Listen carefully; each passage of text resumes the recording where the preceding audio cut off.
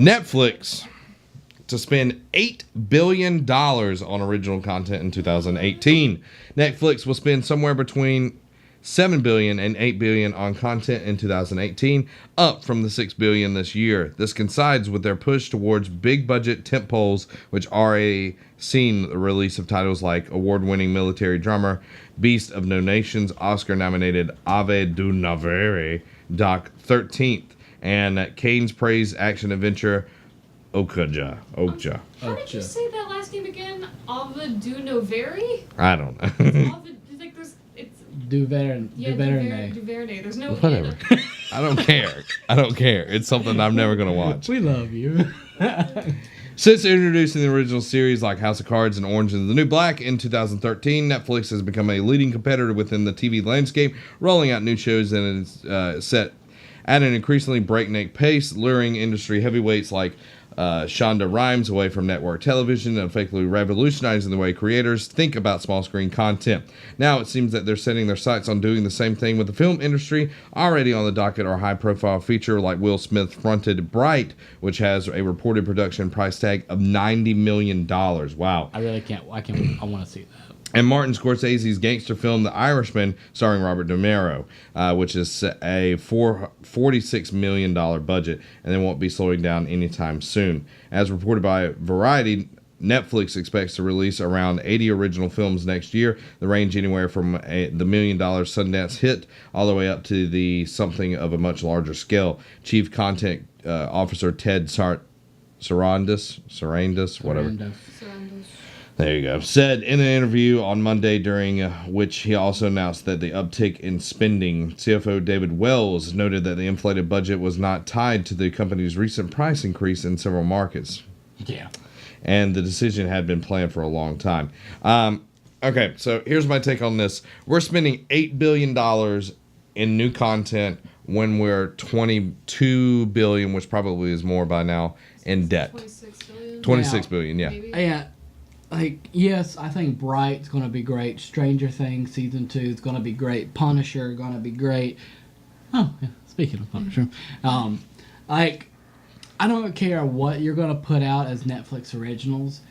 Once Disney pulls out, yeah, that's going to be like, that's getting shanked in the stomach multiple times by a prison guy named Bob.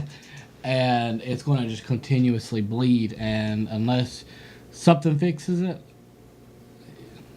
Computer's getting hot. It's getting hot. It's getting hot in here. But like, unless I don't care if you're spending $8 billion to fix it. You're spending more than you're making at this point. And I understand that they're trying to make content that keeps people coming and everything. But when you're spending and you cannot, you're in the red at this point in time, and you owe money. That's eventually going to catch up to you, and that's poor business. And that's why, Allie's saying that Disney's going to pull out and buy them is making more and more sense as things play out. Mm-hmm. Because they're going to literally, right now, they've tied the noose, and they're just getting more and more slack out to pretty much hang themselves. Yeah, I agree 100%. Now, one thing that I am excited to watch, and is a Netflix original, Marvel's The Punisher finally reveals its Netflix premiere date. Netflix has revealed the premiere date of Marvel's The Punisher, and it's less than a month away. The series will debut on Netflix on November 17th. The streaming giant announced news via a new trailer, which proves a few more story details about Frank Castle's upcoming quest for revenge. Following the recent tragic events in Las Vegas, Netflix reportedly postponed its premiere of The Punisher, and it has taken Netflix quite some time to unveil the debut date. Despite prior speculation it would premiere in November, Netflix and Marvel have previously obscured the release date on posters and advertising. So I'm excited. I'm glad that they handled this situation the way they did. I know that Netflix. I know we talk a lot of crap about you right now, but that was a very good thing because I had a friend. She's actually, I think you met her. Jessica Young was Holly's best friend. Yeah. She was in Vegas at that concert, and luckily, because she went to the concert Friday and Saturday, but she got sick on Sunday, so her and her friend didn't go to the concert on Sunday. Wow. Because they were sick, and like her friend was in the Bellagio gambling, and she was in the room, and like she calls her friend and says, "Hey, look at a TV," and like she sees, and like I mean, she's really shook up about it. But Yeah. And I think that's a very good thing that Netflix did, because obviously we know what the Punisher does best, and so props to Netflix on doing that. I'm glad that they took the time and consideration on how that would be viewed. Solo, a Star Wars story, Han Solo spin-off film, finally gets an official title and as production wraps. After months of being labeled as the Young Han Solo movie, Lucasfilm and director Ron Howard have officially revealed the film's title, Solo, a Star Wars story. The title essentially confirms a previous rumor which strongly suggested that the film would be titled Han Solo, a Star Wars story. But it appears as though the production team decided to simplify it ever so slightly as they prepare to delve deeper than ever before into the fan favorite smuggler's mysterious past. What is your take on that? And this is going to be coming into theaters May 25th, 2018, which is going to be pushed back to December. Oh, yeah. If y'all don't understand that by now. That's the staple now. I think the name, I like it. I know it's super simple, but I think it fits what it's there for. I think it's going to be a very interesting movie. I want to see Woody Harrelson. Like every time I've went back and I've watched movies where he was just he might have only been in there a little bit, just like the movie is like 2012 where like the world's ending and everything, and he's the crazy man in the camper with the conspiracy theory, and I mean he's hilarious. Don't know that movie. It's a good movie, and it was just hilarious because Woody Harrelson made the movie for me. Yeah. But that's the only thing that I want to see Donald Glover. I want to see Woody Harrelson. I don't like the title. They should have called it Han, a solo movie or a solo story, because like it says solo movie. They should have put a pun in there. I'm sorry. It's. I'm kidding. The title's fine. I don't know. It just seems lazy to me, but. I mean, A smuggler story, something. 12 parsecs. The last spin-off movie was just Rogue One. Yeah, but a Star Wars story, just Rogue One. It was Rogue One, a Star Wars story, but Rogue One had so many different implications. Like Rogue One was the unit, but Jen Orso was a Rogue One. Like she didn't follow people's. No, I agree with that, but I mean Solo, I just don't. The name carries weight. Yeah, because it's supposed to be and also given that he gets this name in the movie, it has more weight in it. No, I totally understand what you're saying, but at the same time, it's I feel like had they done anything else, it could have come off as either cheesy or trying too hard. 12 parsecs. 12 parsecs. 12 parsecs. Sign my petition down below. We don't really have a petition. The CW developing DC Comics Project 13 adaptation. The CW is adding yet another DC Comics adaptation to its roster with Project 13. When the CW first began reworking the Green Arrow for the post-Nolan era of superheroes, most fans didn't know whether the series would survive. Since then, it spawned 3 spin-offs along with animated series Vixen, Freedom Fighters, The Ray, and Constantine. We'll soon join the latter show on CWC, while next year we'll see Black Lightning arrive on network, though it won't be connected to the Arrowverse. Adding in Izami, Riverdale, and the upcoming chilling adventures of Sabrina, the CW is firmly in the comic book adaptation market. It's also clear that the Warner Brothers co-owned network isn't finished turning DC Comics into TV shows. It has been said that time and time again that more Arrowverse spin-offs aren't on their way, but it's safe to assume that CW isn't slowing down when it comes to bringing DC characters to the small screen. Now, one more project can be added to the ever-growing list. Variety is reporting that CW is developing a show called Project 13 that will be focused on Dr. 13 and his Dr. Tracy, 2 magicians that are scattered with a scattered appearance throughout comics, they're certainly not the first names that would ever come to mind considered DC characters worthy of an adaptation. Still, they relatively lack baggage that may have bolstered the show's chances. Project 13 will be written and executive produced by Dagan Franklin, that worked on Bitten, while Elizabeth Banks and Max Handelman will produce as well. Likely, the addition of Banks helped the move to the project forward. She and Handelman have a number of projects brewing right now, including the show Spirited, starring Laverne. Yeah, that's for Laverne, right? Laverne, whatever. Cox. Laverne Cox. Yeah. Laverne Cox. So far, from The Orange is the New Black, so far there is no other word on the Project 13, but it marks the latest push to the Tracy 13 more into the spotlight. Dr. 13 was introduced in 1951's Star Spangled Comics number 122 as a parapsychologist and noted skeptic who investigated the paranormal.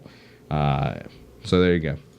I do like how they are bringing in more CWs, and a lot of the ones are the ones that, not CW, DC characters that aren't well known. I like that because, you have Green Arrow, you have the Flash, very well known people. Then you have Legends of Tomorrow, which is kind of like the redheaded step young'un. The cast off of those two worlds. Sorry if you're a redheaded step young'un. Which, I love Legends of Tomorrow. I thought last season when they weren't on the Vandal Savage search, it was great. Because that got old in the first season. But I do like how they're bringing in more adaptations of DC Comics. And so far, all of them have been good. Because when Supergirl went from, I think, CBS to CW, oh my God, did Supergirl get so much better. Yeah. So, there you go. If you're looking for more DC comic stuff, CW has got you a hook up on that. Another reboot is on its way. Magnum PI Reboot series in development at CBS. The classic cop drama has joined the ever-growing reboot roster for TV. A pilot for an updated version of Magnum PI has been given the go-ahead for production by CBS. The project is being developed by some of the names behind other recent successful TV reboots and will be produced with the intention to go to a full series. The original version of Magnum PI made a household name of Tom Selleck, who played the titular Thomas Magnum, a private investigator making his living in Hawaii. It ran on CBS from 1980 until 1988, clocking up 8 seasons consisting of 162 episodes. A consistently popular show due to its blend of action and good-natured humor, it's prominently featured in the top 20 U.S. television programs according to the Nielsen ratings at the time. Like most cop shows in the 80s, it had plenty of gimmicks and supporting characters to accompany Selleck's colorful shirts and luxurious mustache.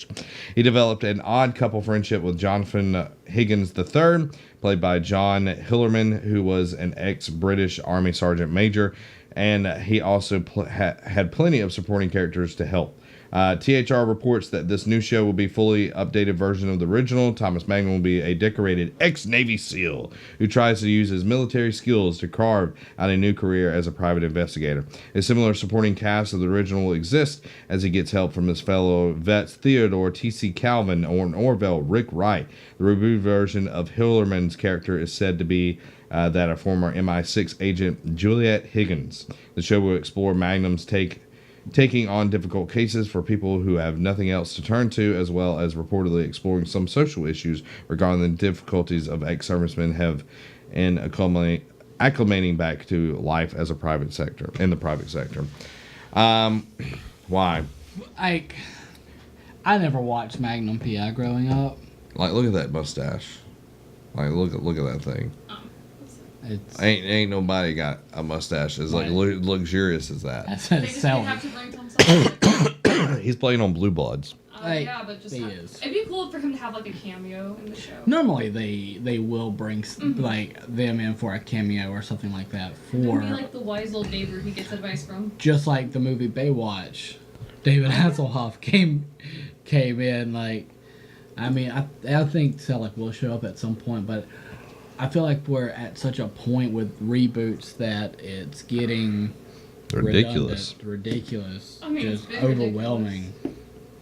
But it's just showing that they have no original ideas, or they're not willing to listen to original ideas. I think that's the biggest problem. There are original ideas out there, but they're not listening. Yeah. And that's the sad thing. Yeah. And whatever. It's not Tom Selleck.